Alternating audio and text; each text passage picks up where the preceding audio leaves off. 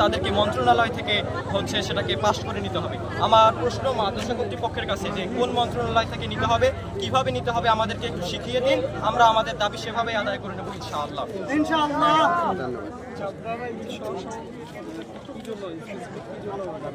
আচ্ছা, সহসভাপতির পদত্যাগ চাওয়ার পিছনে বিগত 15 বছর অনেক ঘটনা আছে। রিসেন্ট আমাদের মাদ্রাসার হোস্টেলে একটি ঘটনা ঘটে, সেটা হচ্ছে ক্লাস 6ষ্ঠ শ্রেণীর একজন শিক্ষার্থী নাহিদ হাসান নীরব তার নাম, ছেলে, সে মাদ্রাসার হোস্টেলে থাকতো, নিয়মিত আবাসিক ছাত্র সে।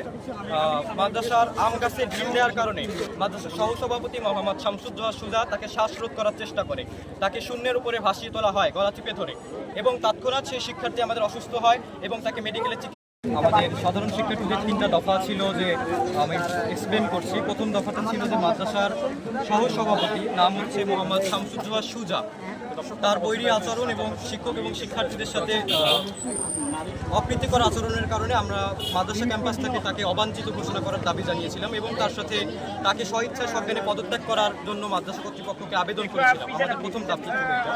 আমাদের দ্বিতীয় দাবি ছিল যে মাদ্রাসার বর্তমান কমিটি বিলুপ্ত ঘোষণা করে মাদ্রাসায় শিক্ষক এবং অভিভাবক প্রতিনিধিত্বের মাধ্যমে সুষ্ঠু সুন্দর একটি সুশৃঙ্খল নির্বাচন দিয়ে একটি সুন্দর কমিটি তৈরি করার জন্য।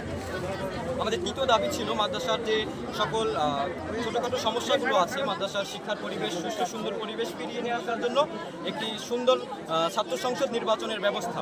এই 3টি দাবি ছিল আমাদের মাদ্রাসা কর্তৃপক্ষের কাছে আমাদের আবেদন। আমি আরেকটা বিষয় জানাতে চাই সাংবাদিক ভাইদেরকে, সেটা হচ্ছে যে আমাদের মাদ্রাসা প্রশাসন, মাদ্রাসা কর্তৃপক্ষ আমাদের 3টা দাবিকেই মেনে নিতে অপারগতা স্বীকার করে। তারা প্রথম দাবির বিষয় বলে যে সহসভাপতি মোহাম্মদ শামসুজ্জোহা সুজা সে পারিবারিক সূত্রেই মাদ্রাসা